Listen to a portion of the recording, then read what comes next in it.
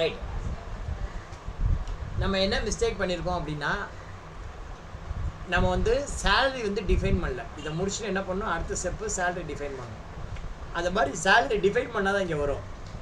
நீ சந்திர மீனாட்சி பிடிக்கும்னு சொல்லவே இல்லை, அப்புறம் எப்படி சேலரி பிடிக்கும்? பிஎஃப் பிடிக்காது. அப்போ என்ன பண்ணணும், சந்திர மீனாட்சிக்கு சேலரி டிஃபைன் பண்ணணும்.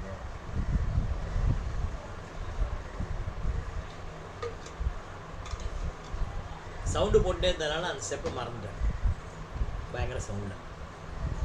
இங்கே வாங்க, ஆல்டரில் போய் டிஃபைன் சேலரி அங்கே போய்ட்டு ஒவ்வொருத்தருக்காக மாற்றணும். ஃபஸ்ட்டு அட்மினுக்கு மாற்றிடுவோம், அப்போ தான் அடுத்ததுக்கு வரும். அட்மினில் போய்ட்டு இந்த 3 லட்சரி நீ வந்து ஆட் பண்ணணும். அடுத்தது மார்க்கெட்டிங்கில் போய்ட்டு இந்த 3ஐயும் ஆட் பண்ணணும். அந்த மாதிரி எல்லாருக்கும் ஆட் பண்ணணும். இங்கே ஆட் பண்ணால் மாத்திரம் பத்தாது, அடுத்தது ப்ரொடக்ஷனில் போய்ட்டு ஆட் பண்ணணும்.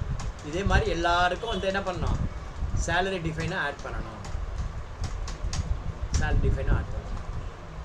அதே மாதிரி ஒவ்வொரு எம்ப்ளாய்க்கும் ஆட் பண்ணணும். போட்டு என்ன பண்ணணும், இந்த மாதிரி எல்லா எம்ப்ளாய்க்கும் ஆட் பண்ணணும். இந்த எம்ப்ளாயை செலக்ட் பண்ணி கண்ட்ரோல் என்ட்ரு கொடுத்தா கடைசிக்கு வரும். என்ட்ரு கொடுத்து என்ட்ரு கொடுத்து செலக்ட் பண்ணுங்கள். கண்ட்ரோல் என்ட்ரு கொடுத்தா கடைசிக்கு வரும். அடுத்தது down arrow select, end off. Feroz control and அப்படியே 1 2 3 செலக்ட் பண்ணுங்கள். என்ட்ரு கொடுத்து கோபிநாத் செலக்ட் பண்ணுங்கள். என்ட்ரு கொடுத்து select. Jaideep control and select பண்ணு. இப்போ இந்த மாதிரி எல்லா எம்ப்ளாய்க்கும் நீங்கள் என்ன பண்ணணும், செலக்ட் பண்ணி சேவ் பண்ணணும். Control and select, control and Kailash control and select பண்ணுங்க. Kamini Sastha control and enter கொடுத்து மார்க்கெட்டிங்லாம் போட்டாச்சு. இப்போ என்ன பண்ணணும், ஆரம்பத்துலேருந்து வரணும். ஃபஸ்ட்டு அட்டண்டன்ஸ் போட்டுக்கணும். அட்டண்டன்ஸ் போட்டுட்டோம். யூசர் டிஃபைன் சேலரி போடணும். யூசர் டிஃபைன் சேலரி போட்டாச்சு. அடுத்தது வந்து பார்த்தீங்கன்னா என்ன பண்ணணும், சேலரி ப்ராசஸ். இந்த சேலரி ப்ராசஸில் என்ன நடக்கும் அப்படின்னா, நீங்கள் டேலியில் அட்டண்டன்ஸ் போட்டுருவீங்க. இந்த அட்டண்டன்ஸை பேஸ் பண்ணி உங்களுக்கு யார் யாருக்கு எவ்வளோ நாள் வந்திருக்கான்னு பார்த்து அதுக்கேற்ற மாதிரி நம்பர் ஆஃப் டே ப்ரெசென்ட் ஏற்ற மாதிரி ஏதாவது வாங்கிடும். நம்பர் ஆஃப் டே ப்ரெசென்ட்டை பார்த்து, ஓகேவா, நம்பர் ஆஃப் டேஸ் ப்ரெசென்ட்டை பார்த்து உங்களுக்கு சேலரி வந்து கால்குலேட் ஆகும். ரைட்டா? Accounting voucher B, F10 payroll, F2 போட்டு டேட் மாற்றிக்கோ 31/12. Control F payroll autofill, salary enter, employee number wise salary பேர். இப்போ பார்த்தீங்கன்னா பாருங்கள், பேசிக் டிஹெச்ஆர் எல்லாம் கூட்டி எம்ப்ளாயி டிடக்ஷன், இது வந்து கிரெடிட் பேலன்ஸ், இதெல்லாம் டெபிட், இது கிரெடிட், இதையெல்லாம் கூட்டி இதை கழித்து எவ்வளோ சேலரி அப்படிங்கிறத போட்டாச்சு. இப்போ நீங்கள் பார்த்தீங்கன்னா பே ஷீட்டில் டிஸ்பிளே பேரோல் ரிப்போர்ட்டு, பே ஷீட் என்டர். இங்கே பார்த்தீங்கன்னு வச்சுக்கோ, பேசிக் வந்து 2000 இருக்கா, அப்போ 12% பிடிச்சிருக்கோம். பேசிக் 15,000 இருக்கா, அவனுக்கு பாருங்கள் 1800 பிடிச்சிருக்கோம். அதே மாதிரி இங்கே பாருங்கள், பேசிக் 76,000 1800. ஸோ உன்னுடைய பேசிக் 15,000 கம்மியாக இருந்துச்சுன்னா 12% பிடிக்கும். பேசிக் 15,000 அதிகமாக போச்சு அப்படின்னா 1800 தான் பிடிக்கும். எவ்வளோ இருந்தாலும் சரி. இவனுக்கு 1 லட்ச ரூபாய் பாருங்கள், 1800. இந்த ஸ்டேட்மெண்ட் எப்படி வரணும், டிஸ்பிளே பேரோல் ரிப்போர்ட்டு, அதில் பே ஷீட்டு என்டர், பீரியடு செலக்ட் பண்ணிக்கணும், எந்த பீரியட் வரலைன்னா பீரியட் போடும். இந்த மாதிரி போட்டு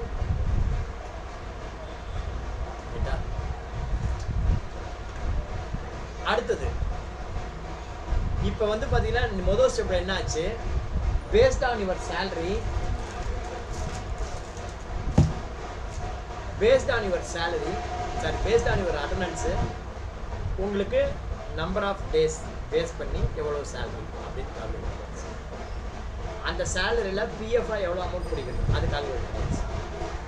இப்போ உங்ககிட்ட எவ்வளோ பணம் பிடிக்கணும்னு சொல்லியாச்சு, நான் எவ்வளோ பணம் கொடுக்கணும்னு சொல்லணும்ல.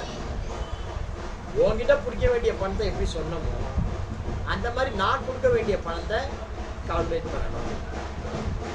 அதுக்காக தான் என்னாச்சு, இப்போ employer contribution, accounting voucher D,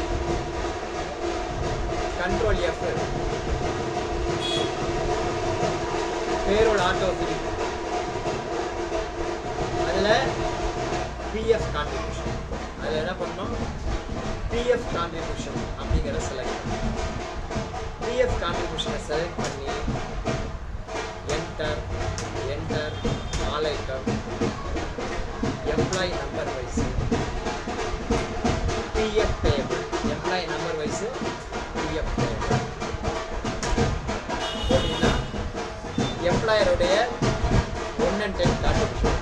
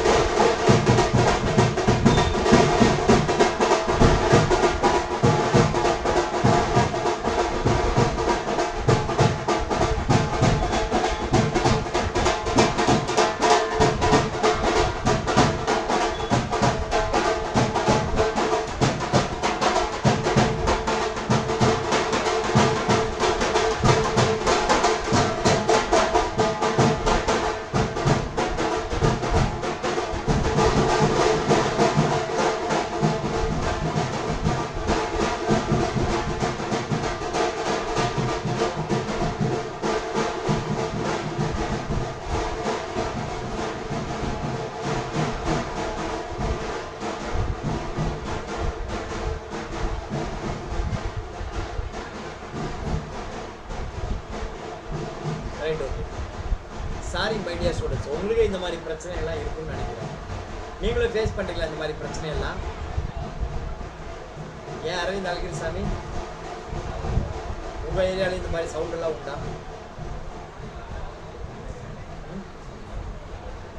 sorry, இன்னொரு வாட்டி சொல்கிறேன். Accounting voucher V, control F, payroll autofill, அதில் எம்ப்ளாயருடைய கான்ட்ரிபியூஷன் பிஎஃப் கான்ட்ரிபியூஷன், அதில் போய்ட்டு என்ட்ரு கொடுத்து ஆல் ஐட்டம் கொடுத்து employee number wise, employee number வைஸில் பிஎஃப் பேபிள்ங்கிற செலக்ட் பண்ணால் இதில் வந்து பார்த்தீங்கன்னா எம்ப்ளாயர் கான்ட்ரிபியூஷன், எம்ப்ளாயி 12 அப்படியே வந்துடும். எம்ப்ளாயருடைய 12 பிரேக்கப் ஆகி 1வது அக்கௌண்ட்டுக்கு எவ்வளோ போகணும் அது 3.67, 10வது அக்கௌண்ட் எவ்வளோ போகணும் அது 8.23, அந்த மாதிரி ரெண்டையும் கூட்டினா உனக்கு 12% வந்துடும். ரைட்டா? ஸோ இந்த ப்ராசஸில் என்ன தெரியுது, மொதல் ப்ராசஸில் உங்ககிட்ட பிடிக்க வேண்டிய பிஎஃப் அமௌண்ட் தெரியும், 2வது ப்ராசஸில் நான் எவ்வளோ கொடுக்கணுங்கிறது தெரியும். இப்போ இந்த ரெண்டும் சேர்ந்தால் தான் பிஎஃப் கிராஸ். ரைட்டா? இதை சேவ் பண்ணுங்கள்.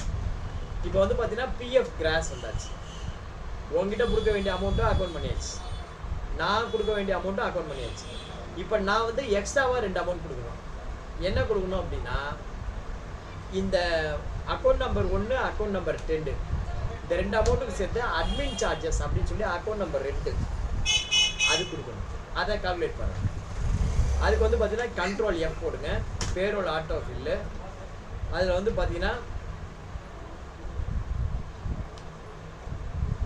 Payroll auto fill PF contribution அது வந்து ஜேவியில் போடணும். சாரி, இதில் போடக்கூடாது, ஜேவி. F7 ஜேவியில் போடணும். அது என்ன பண்ணணும், F7 ஜேவியில் போடணும். என்டர் கொடுங்க. என்டர் கொடுத்து கண்ட்ரோல் F கொடுங்க. கண்ட்ரோல் F கொடுத்தீங்கன்னா பிஎஃப் அதர் சார்ஜஸ் வரும். நல்லா சொல்கிறேன். Accounting voucher V, date 31/12, enter கொடுங்க. கண்ட்ரோல் F கொடுங்க. பிஎஃப் அதர் சார்ஜஸ் அப்படின்னு வரும். இங்கே வந்து என்ட்ரு கொடுங்க. ஆல் ஐட்டம் கொடுங்க.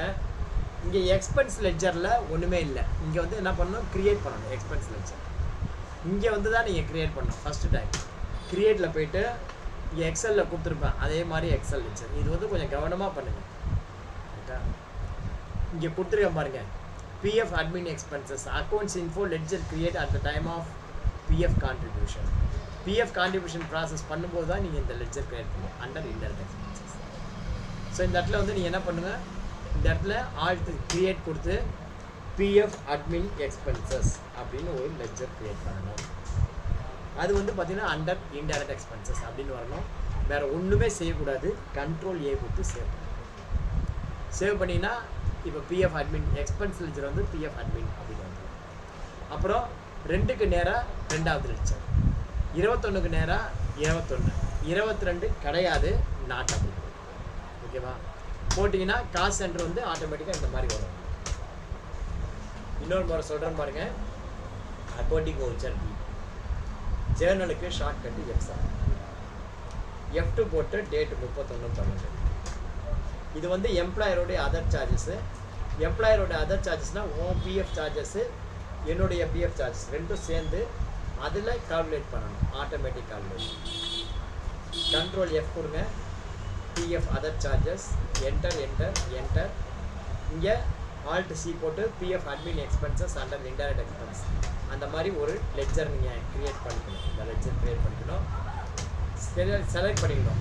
அப்புறம் செலக்ட் பண்ணிக்கணும். செலக்ட் பண்ணி enter enter enter enter enter கொடுங்க. என்டர் கொடுங்க. சேவ். அவ்வளோதான், முடிஞ்சு போச்சு.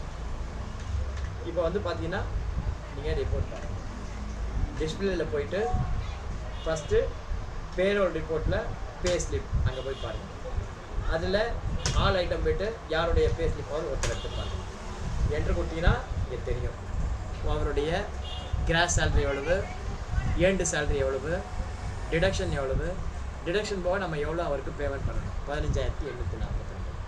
இந்த மாதிரி எவ்வளோ பேமெண்ட் பண்ணணுங்கிற அந்த அமௌண்ட் உனக்கு கிடைக்கும். இந்த மாதிரி ஒவ்வொரு எம்ப்ளாய்க்கும் உங்களுக்கு கிடைக்கும்.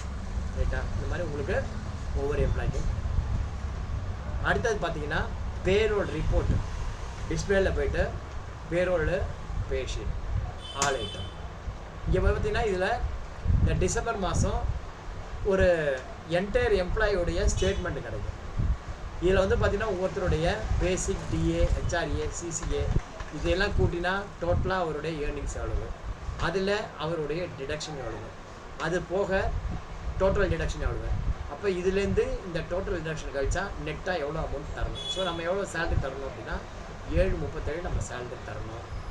பிஎஃப்ல எவ்வளோ கட்டணும்னா 11,996 எம்ப்ளாயி கான்ட்ரிபியூஷன், அப்புறம் எம்ப்ளாயர் கான்ட்ரிபியூஷனாக இருக்கும். ஸோ இந்த மாதிரி நீங்கள் போடணும்.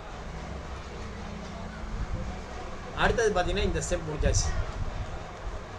இது முடிஞ்சதுக்கப்புறம் சேலரி பேமெண்ட்டு பண்ணணும். அப்புறம் பிஎஃப் பேமெண்ட். ஓகேப்பா, சேலரி பேமெண்ட்டு, பிஎஃப் பேமெண்ட் பண்ணணும்.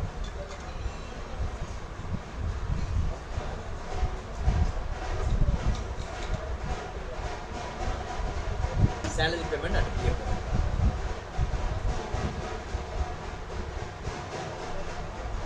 அது எப்படி பண்ணலாங்கிறது நாளைக்கு பார்க்கலாம்.